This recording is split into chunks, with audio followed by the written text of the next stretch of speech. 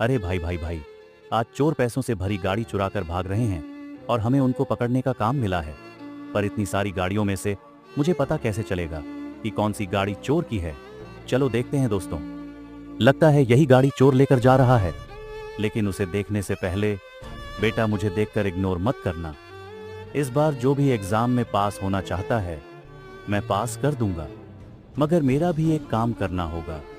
तुम्हें इस वीडियो को एक लाइक और चैनल को सब्सक्राइब करना होगा और 5 सच्चे मित्र को शेयर करना होगा। और मेरे बेटे जाते जाते कमेंट में जय श्री राम लिख दें। और इसका तो पापड़ी